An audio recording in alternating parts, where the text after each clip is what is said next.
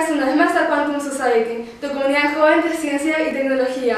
El día de hoy los he traído a uno de los institutos del Consejo Nacional de Investigaciones Científicas y Técnicas, CONICET, el organismo principal promotor de la ciencia y la tecnología en Argentina. En particular estamos en el IEM, el Instituto de Histología y Embriología de Mendoza, gracias a una de sus investigadoras, la doctora Laura Dalvi. Bienvenida a Quantum Society, Laura. Hola, Cinzia, muchas gracias y gracias por la entrevista y por venir y por estar aquí. Le voy a estar haciendo algunas preguntitas y luego nos enseñará su laboratorio, así que quédense hasta el final. Para comenzar, ¿podrías contarnos a qué se dedica el IEM? Sí, el IEM es un instituto, como vos bien dijiste, del CONICET. Es un instituto que tiene unos 70 años, que nació en la Facultad de Ciencias Médicas de la Universidad Nacional de Cuyo, porque ya sabés que el instituto tiene doble dependencia, del CONICET y de la universidad. Nació dentro de la Facultad de Ciencias Médicas. Originalmente, y de ahí el nombre, se dedicó a estudios de histología y embriología. Pero bueno, eso ha ido cambiando con el tiempo y al día de hoy el instituto es un instituto de biomedicina, ¿no? Muy enfocado en el estudio de patologías humanas, y desde ahí, digamos, bajo ese paraguas hay aproximaciones hay una gran parte que nos dedicamos al estudio de patologías producidas por patógenos, pero también hay una gran parte dedicada, por ejemplo, a los estudios de reproducción, también estudios de cáncer, de inmunología, también de enfermedades metabólicas. Pero, digamos, como gran objetivo del instituto, es un instituto que trata de hacer un aporte al conocimiento en el terreno de la biomedicina. ¿Y vos, en específico, en qué investigas? Tu laboratorio es el de interacción de agentes virales con membranas celulares, ¿no? Exactamente, así le he dado yo a llamar. Yo en el laboratorio tenemos estudios que se basan sobre virus, sobre varios modelos, y he dado ese nombre al laboratorio porque nos interesa especialmente la relación que establecen los virus con compartimentos membranosos de las células. Los virus son parásitos intracelulares obligados, no les queda más remedio que hacer su vida dentro de una célula, y en ese pasaje se relacionan con todo tipo de estructuras dentro de la célula. A mí me interesan particularmente aquellas que tienen membrana, y por eso he dado de llamar de esa forma al laboratorio. Y trabajamos con varios modelos. En el terreno de los patógenos humanos trabajamos con el rotavirus, sí, que es un virus que produce diarrea, una diarrea bastante aguda en niños, menores de 5 años especialmente.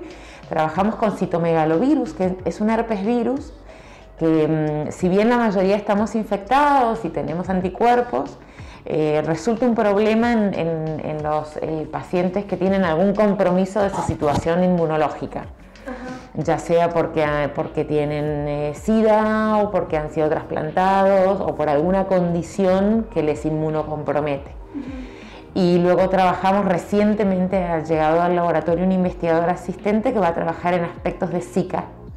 El virus Zika es de la familia del dengue, son primos, y son de estos virus que tienen el inconveniente. Convivimos con estos virus hace muchos años, y el inconveniente está en que no hemos sido aún capaces de desarrollar una vacuna. Entonces ahí el foco está puesto, no solo el nuestro, ¿no?, el de la comunidad internacional, en encontrar métodos de tratamiento, para cuando ante una infección, poder colaborar con el paciente, ¿no?, en sobrellevar la infección. Luego también trabajamos, hay una investigadora también muy jovencita, recién llegada, que trabaja con virus Junín. El virus Junín es una arenavirus, es uno de los virus que produce una enfermedad hemorrágica, una fiebre hemorrágica, y de hecho es uno de los top 10 de los letales. Y está particularmente, es una zoonosis, el virus Junín. Zoonosis son las infecciones que llegan al humano desde un animalito. Y en el caso del virus Junín son roedores los que lo transmiten, son roedores que viven en los maizales. Entonces es un virus particularmente distribuido en la región central de Argentina. Con ese virus también trabajamos. Y ahí también hay una vacuna, pero bueno, que no es protectiva al 100%. Entonces también trabajamos en identificar puntos en donde eventualmente uno pudiera acceder para bloquear la infección. En cualquier caso, nuestro laboratorio es un laboratorio de investigación básica. O sea, nosotros producimos un conocimiento que entra dentro de la investigación básica y que es fundamental luego para diseñar, ¿no?, aplicaciones. Bueno, está, digamos, como dos áreas de la investigación. Nuestro laboratorio se localiza en lo que se llama investigación básica, ¿no? Generación de conocimiento básico de esas interacciones que colaboren, ¿no?, a mediano plazo en poder controlar las infecciones. Bien, qué espectacular. Y me encantaría conocer cómo comenzó todo esto, cómo llegaste a ser quien sos, cómo nació tu pasión. Sí, bueno, yo me recibí, yo soy bioquímica de la UBA. Y sinceramente cuando empecé a estudiar me veía a mí misma formando parte de equipos de trabajo en hospitales. Pero bueno, durante toda la carrera hice estancias en hospitales, tuve oportunidad de tomar ese contacto y en ese devenir, que son 6 años, porque la carrera es larga, al final cuando me recibí pensé que tal vez me gustaba más tratar de colaborar desde la generación del conocimiento. Y bueno, al principio tuve mi primer beca en Buenos Aires, trabajando con Brucella abortus, que es una bacteria. Y luego, bueno, por inquietudes de tipo personal, yo me fui a España y a hacer el doctorado, y ahí llegué a un laboratorio de un virólogo, un virólogo muy bueno, español, y José Francisco Rodríguez. Y ahí me enamoré de los virus. No sé si fue una pasión, pero sí fue un amor. Me encantó. ¿Y el laboratorio cómo se llama? Es el laboratorio de virnavirus. Son una familia de virus que no son patógenos humanos, los virnavirus. Son patógenos de aves, de peces. Unos patógenos, bueno, que en ese terreno, en el terreno de la industria avícola y de los peces, es un problema grande porque les produce a los animalitos una especie de sida. Los animalitos mueren. Y bueno, y resulta un problema grande desde el punto de vista económico, ¿no?, para las industrias. Pero además, a mí personalmente, yo me enamoré de estos virus porque están en el panorama evolutivo de los virus, están ahí como en un intermedio entre los virus que tienen genoma con RNA de doble cadena y los que tienen de simple cadena. De hecho, está propuesto en un trabajo de un virólogo estructural argentino trabajando en Francia en el 2007 como justamente un intermediario, es decir, un eslabón que habría dado origen a todos los virus que luego hoy en día tienen genoma compuesto por RNA de doble cadena. Entonces tienen un comportamiento un poco dual.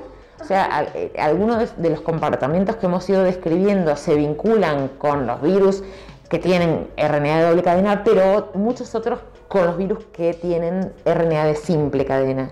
Entonces son súper interesantes y eso permanece siendo una línea del laboratorio. Básicamente es mi línea, la que yo sigo personalmente, digamos, que trabajando en ella. Muy interesante. Aunque ahí sí, aunque esos revisten menos importancia, si se puede jerarquizar la importancia, si se me permite, porque no son patógenos humanos, digamos, no hay reporte de infección en humanos. Entonces, bueno, frente a las necesidades urgentes que tiene el mundo, ¿no?, que es atender la sanidad principalmente de los humanos, en ese sentido uno podría decir, bueno, tiene un poquito menos de importancia, pero en el sentido del conocimiento del mundo de los virus en general, súper interesante. Sí, esa línea la continuamos también en el laboratorio. Genial. Sí. Y de esa línea, claro, es la que yo empecé con mi tesis hace 20 años o más. un poquito menos, que trabajo con esos virus, los conozco muy bien y los sigo de cerca. Entonces te doctoraste con eso allá. Claro. Y después viniste de vuelta a Argentina. Estuve un tiempito más todavía con un pequeño postdoc en el laboratorio, terminando lo que había quedado ahí dando vueltas. En Madrid. En Madrid. Yo estuve todos esos años en el Centro Nacional de Biotecnología, que es un centro del CSIC, que el CSIC es como el CONICET en Argentina. Sí, lo conozco. Y el Centro Nacional de Biotecnología es un centro de los principales del CSIC, de punta, digamos, un instituto bellísimo, que funciona dentro de la Universidad Autónoma de Madrid. Sí. Y yo me doctoré en la Universidad Autónoma de Madrid.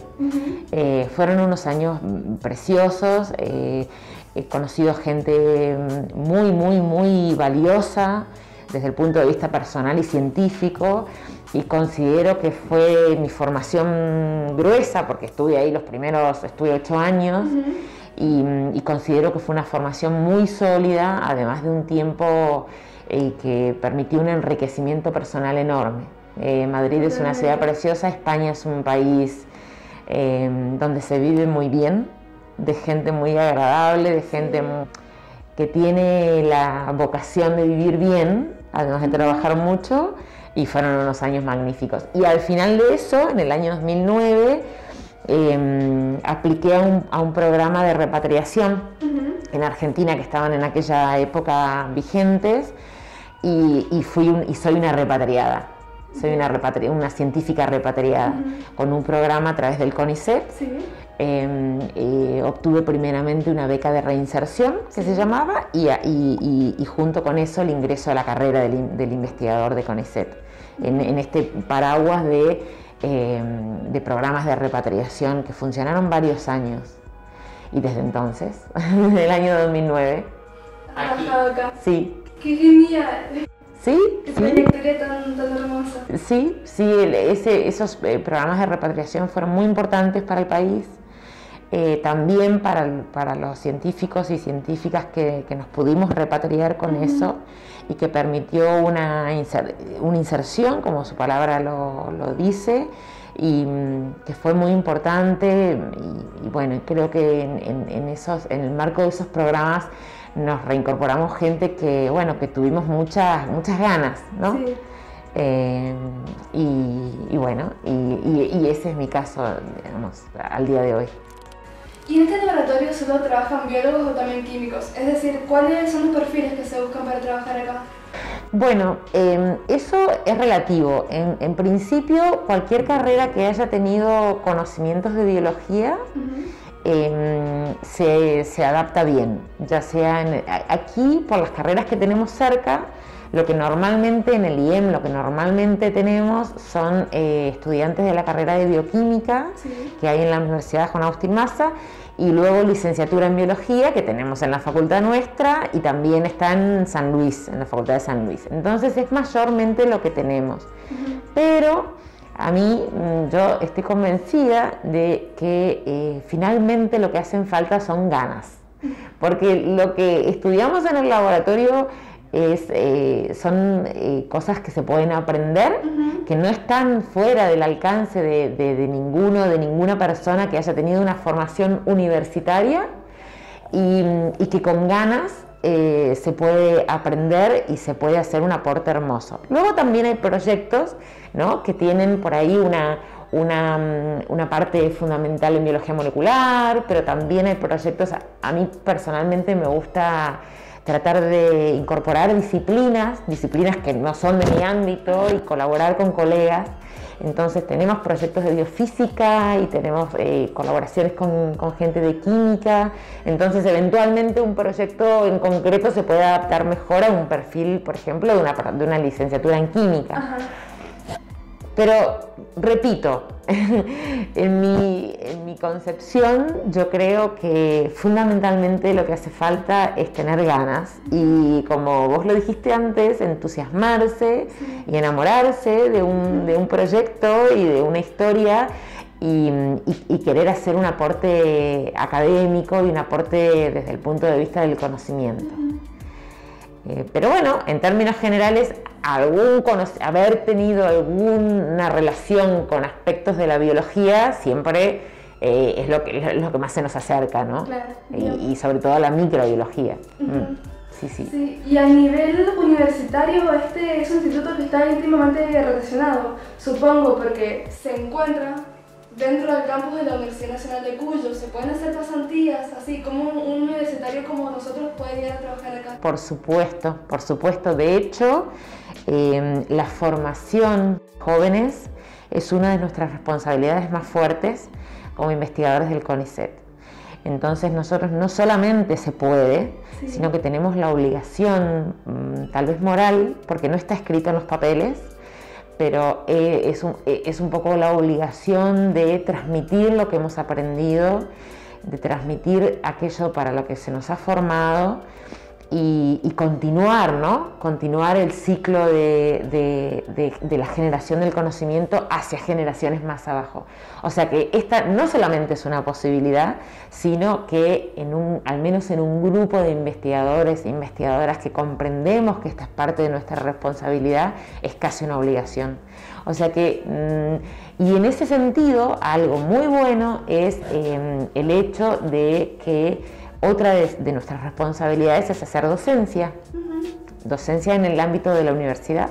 Entonces, desde ese lugar, ahí es donde se favorece el encuentro, ¿no? Ahí es donde uno llega y cuenta lo que hace, cómo lo hace y dónde lo hace, y ahí es la oportunidad de ustedes, desde muy al principio, porque fíjate, tu caso, Cinzia, que estás en primer año, y ya tenés la oportunidad de acercarte, ¿no? Y de preguntar qué se hace, cómo se hace, y de incorporarte tan pronto como quieras. Se van preparando desde bien chiquitos para... Es lo ideal porque además el camino de la ciencia es un camino duro, es un camino lleno de espinas, y entonces es importante que uno vaya teniendo un poquito de contacto para saber de qué se va a tratar, ¿no? Porque luego, bueno, si te dispones a hacer el doctorado, se aplica una beca CONICET, son becas, CONICET está dando en este momento becas de 5 años para hacer el doctorado. Sí. Es mucho tiempo. Sí. Es mucho tiempo, entonces es necesario haber tenido algún contacto con aquello que va a ser el ámbito durante 5 años, ¿no? Claro. Entonces a mí me parece fundamental. En mi caso, la gente que trabaja en mi laboratorio siempre ha estado desde antes, también para generar un contacto personal, porque uno puede uno puede tener un proyecto muy lindo, pero no congeniar con la persona que lo dirige. Y entonces es importante al menos algún contacto previo para que uno también saque del ideario, ¿no? De la imaginación y haga realidad aquello con lo que se va a encontrar. Que no es sencillo, no es un camino sencillo. Es un camino que exige ser constante, ser tenaz, encontrarse constantemente con la ilusión y con las ganas. Pero la realidad se hace complicada, o sea que sí, que es fenomenal esa opción. La Universidad Nacional de Cuyo da becas de iniciación a estudiantes a partir desde que están en la mitad de la carrera, con el 50% de la carrera hecha, entonces la UNI ya da becas de iniciación a la investigación, que son por periodos cortos, son por poquito tiempo, o sea, poquito tiempo, se te exige poco tiempo para que no se deteriore la facultad. Y son oportunidades excelentes para ir incorporándose. ¿Y para las tesis de grado? Para las tesis de grado no hay becas específicas, pero se pueden usar estas, o también se pueden utilizar porque dentro de las becas de la UNI están las de iniciación a la investigación y para estudiantes avanzados. Y luego cualquiera de esas dos se podrían usar para hacer la tesina de grado, y luego también están las becas del Consejo Interuniversitario Nacional, las becas SIN, que son unas becas muy lindas de un año, en donde son bastante competitivas. Entonces, en general, los alumnos acceden cuando ya están un poquito más avanzados, cuando ya han hecho cositas en investigación, ¿no? Entonces, esa, por ejemplo, que dura un año, es genial también para esta instancia de la tesina. Bien. O sea que esas son todas posibilidades, sí. Bien, qué genial que hayan estas oportunidades. La verdad no estaba enterada. Sí, sí, la Universidad Nacional de Cuyo tiene becas que se publicaron, se arrancan esas, este año se pidieron ahora, en la mitad de año, y todos los años hay de estas becas. O sea que hay que estar atento y encontrar un laboratorio y aplicar y usarlas, porque son oportunidades muy buenas y que van elaborando un camino. Genial. Bueno, muchísimas gracias por responder estas preguntas y ahora vamos a ir a conocer el laboratorio. La sala de cultivo general es un espacio bien grande y tenemos una parte que es de bioseguridad de nivel 3 hacia allí y hacia acá una parte de bioseguridad de nivel 2. Y la diferencia es el tipo de patógeno con el que trabajamos. Los patógenos que trabajamos en nuestro laboratorio son de bioseguridad de tipo 2, los trabajamos de este lado, pero por ejemplo de este lado están trabajando los grupos que están con proyectos de COVID y también un grupo que trabaja con una bacteria que se llama Mycobacterium tuberculosis que exige bioseguridad 3. Nivel 3. ¿No? Entonces tiene toda una serie de un funcionamiento que es bien particular. La idea de un laboratorio de bioseguridad 3 es que nada que esté allí adentro salga. Claro. ¿Sí? Al exterior. Y el laboratorio de bioseguridad 2 es un laboratorio con un grado menos de bioseguridad, pero trabajamos igual de una manera bastante particular. Estas son cabinas de flujo laminar, son espacios en donde hay un flujo de aire constante que mantiene todo lo que esté adentro en ese espacio. Acá arriba tiene unos filtros, entonces el aire no solamente recircula, sino que está constantemente filtrándose. Y luego, en los ratos en donde no se está trabajando, tiene una luz UV para esterilizar, digamos, la zona. Entonces es una zona de bioseguridad, protege el material que tenemos dentro, pero también protege al operador. Todos nuestros experimentos empiezan aquí adentro y sobre células, porque como sabemos ahora que los virus son parásitos intracelulares obligados, no les queda más remedio, todos nuestros experimentos empiezan y aquí y con células. Y luego las células las cultivamos en incubadores, ¿sí? De esta manera. Todos esos plásticos son espacios destinados, específicamente tratados para el cultivo de células, y entonces ahí se incuban los experimentos. Incubador 37 puede ser la temperatura en casos particulares. Y luego, bueno, están zonas tenemos reactivos, heladera, microscopios ópticos en el lado. Estos Chinsi son microscopios de campo ópticos de campo claro invertidos y son especialmente su estructura, digamos, su tecnología está especialmente destinada a la visualización de células vivas. Entonces nuestros experimentos empezaron en la cabina, se están incubando en la estufa y tenemos a estos microscopios para monitorear cómo evoluciona. Y luego, bueno, en un momento terminan y cuando terminan y el material está inactivado, nos lo podemos llevar al laboratorio. Entonces estos son microscopios ópticos de campo claro invertidos, especialmente para ver organismos vivos. Aquí, en este espacio de laboratorio, que tenemos básicamente, hola Juli, tenemos escritorios para la gente, mesadas. Entonces aquí lo que hacemos es terminar de procesar los experimentos que empezamos allá. Y aquí el procesamiento puede ser para microscopía confocal, para microscopía electrónica eventualmente, o para hacer inmunodetección a través de Western blots, o cuantificaciones, no sé, determinaciones del número de placas de virus o de placas de bacterias. En este laboratorio lo compartimos y hay gente que trabaja con bacterias y gente que trabaja con virus y aquí se termina la cuestión en este espacio que tiene en apariencia como mucho lío, pero no. Pero no está tan desordenado como podría. Bueno, muchísimas gracias Laura por recibirnos acá, ha sido una experiencia hermosísima. Gracias Cincy, a vos y a todo Quantum Society. Como te dije antes, es súper importante lo que hacen, que se vinculen, que se conecten, que promuevan la ciencia, que se enamoren de la ciencia. Y yo te agradezco muchísimo a vos Y ya sabes, quedo a disposición para colaborar con ustedes en lo que les haga falta, y felicitaciones por la iniciativa y felicitaciones por emprender y por trabajar en ese sentido. Es súper importante, así que muchas gracias a ustedes. Muchísimas gracias. Y a Quantum Society. Muchísimas gracias. Nos vemos en un próximo video. Adiós. Adiós.